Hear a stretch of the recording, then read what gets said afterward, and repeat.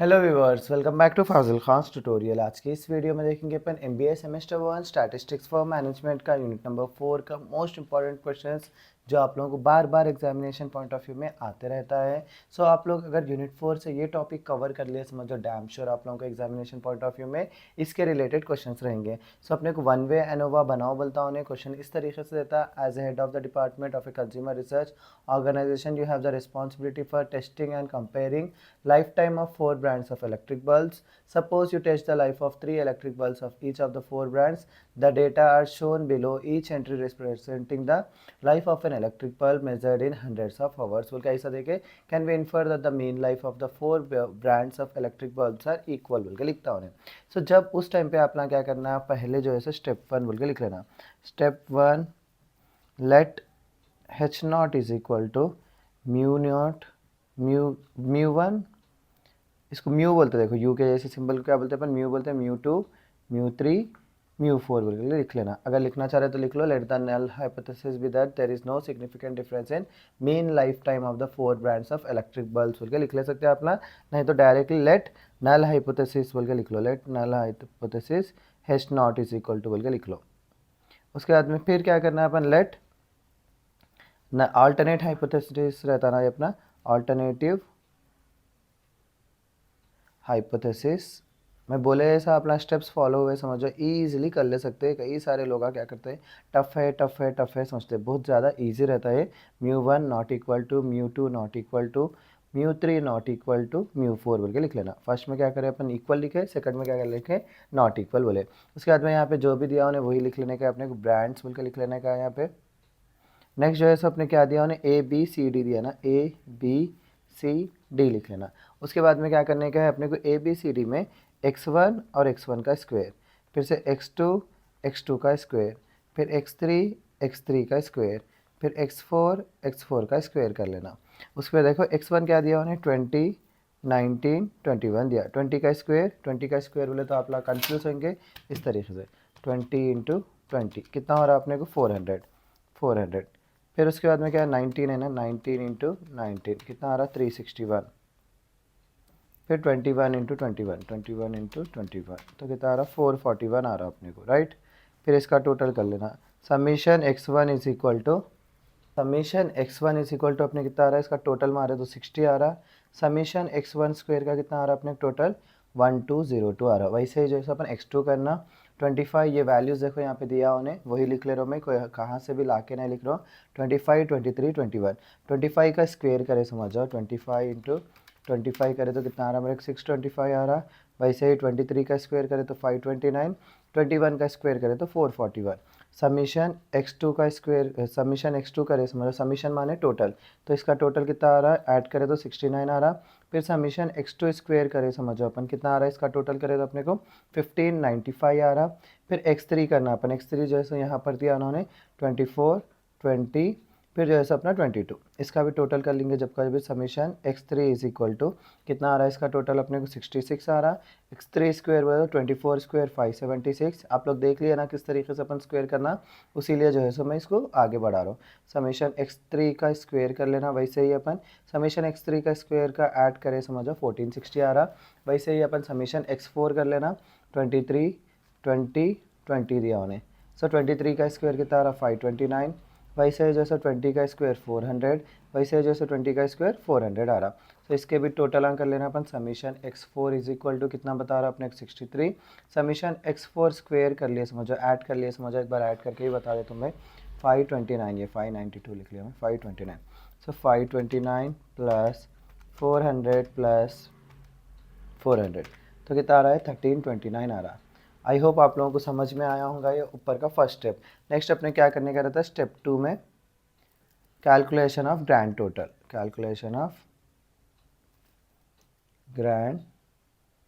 करना रहता है।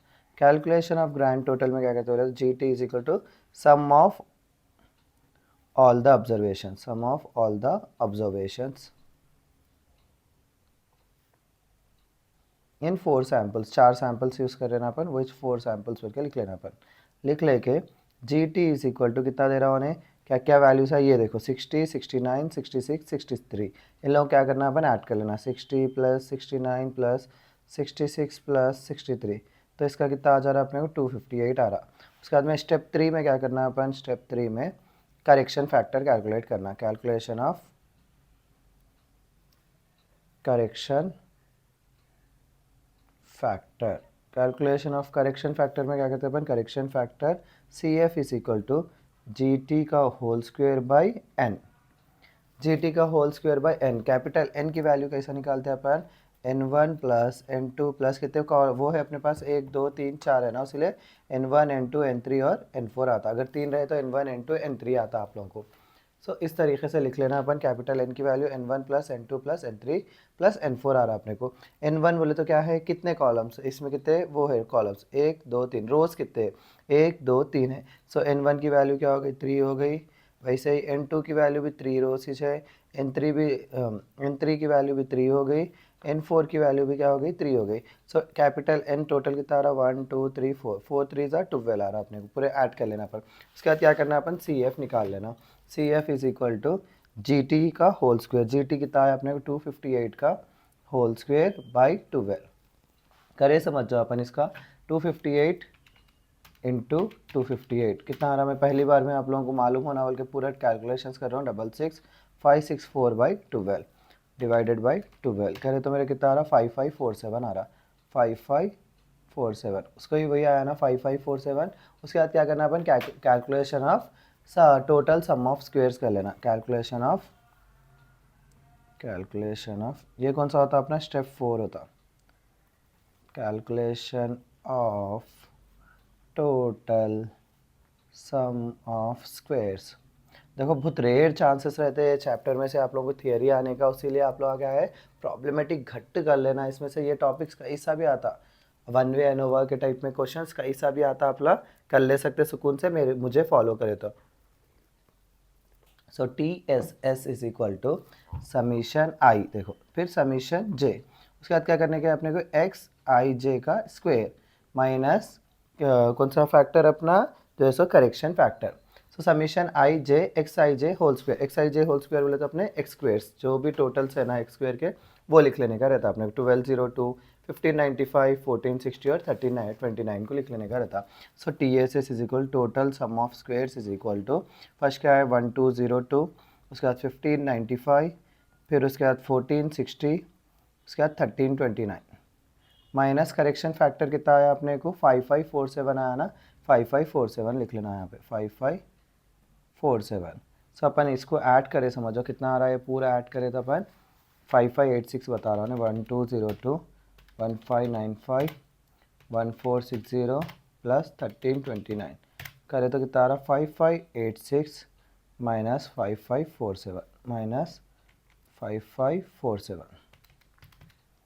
आप लोग कमेंट करके बताइए मुझे, आप लोगों को डाउट है कुछ भी तो मैं वो डाउट भी क्लियर करूँगा आप लोगों का। इसके बाद में क्या करने का अपने को, स्टेप 5 लिख लेने का है। स्टेप 5 में सिंपल क्या करने का अपने को, यही जो चीज़ है ना अपन, sum of calculation of sum of squares between samples बोल के लिखने का रहता।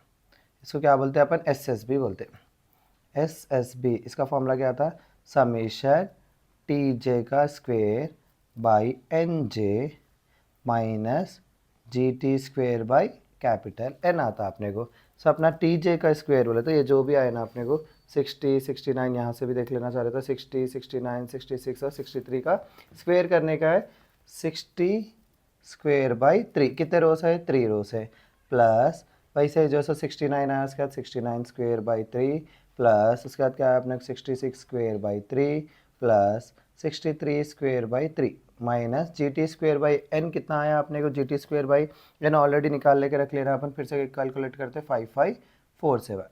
सो अपने को 60 स्क्वेयर बाई 3 करे तो फिर कितना आ रहा 60 स्क्वेयर माने 60 इंटू 60 3600 डिवाइडेड बाई 3, फिर 69 इंटू 69 69 इंटू 69 4761 बाई 3, फिर 66 square 66 into 66 4356 by 3 minus plus 63 का स्क्वायर 63 इंटू 63 करे तो कितना आ रहा 3969 बाई 3 माइनस 5547।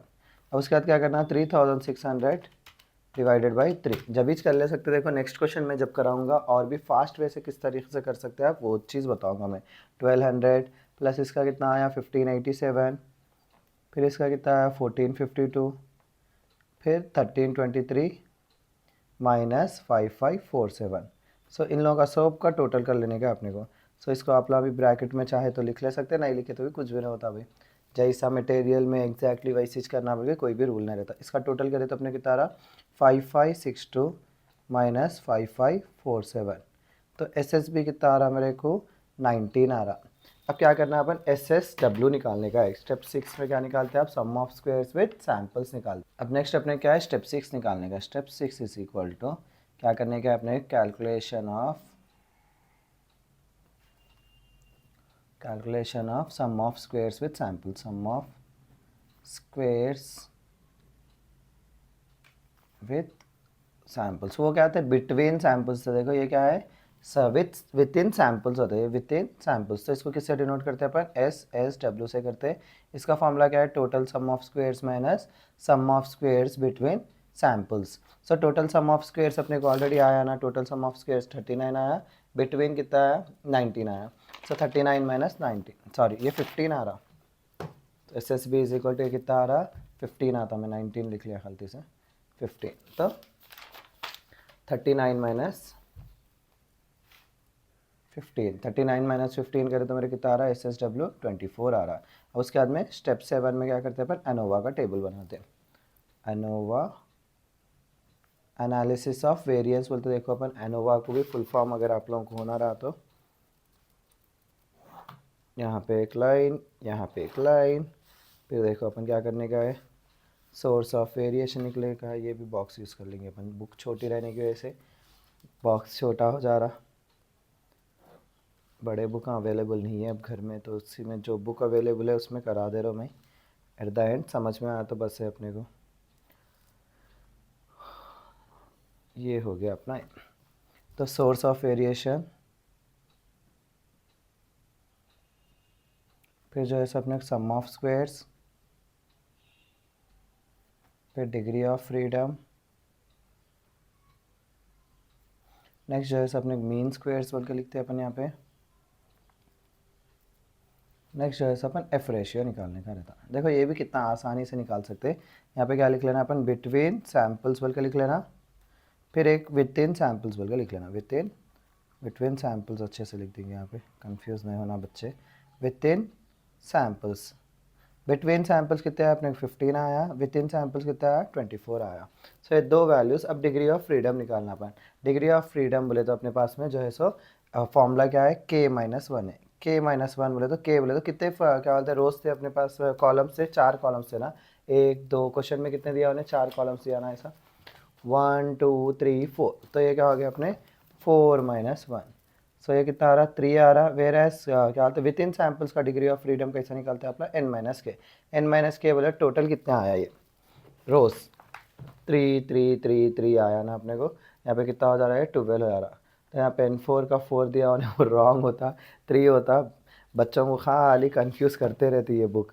अगर आप लोग जो है सो पीछे यहाँ पे देता देखो नहीं अगर मिस्टेक्स आइडेंटिफाई करे तो बताओ बोल के आप लोग जाके बताओ उसको उसमें क्या देता कहते उन्हें फ्री में कुछ देता बोल रहा गेट ए फ्री सिया ebook as a reward for your feedback Fazil sir की तरफ से तुम लोगों को एक रिवॉर्ड मिल जाता देखो यहाँ n4 क्या आता 3 आता उन्हें 4 लिया आप लोग उसको बता सकते हैं।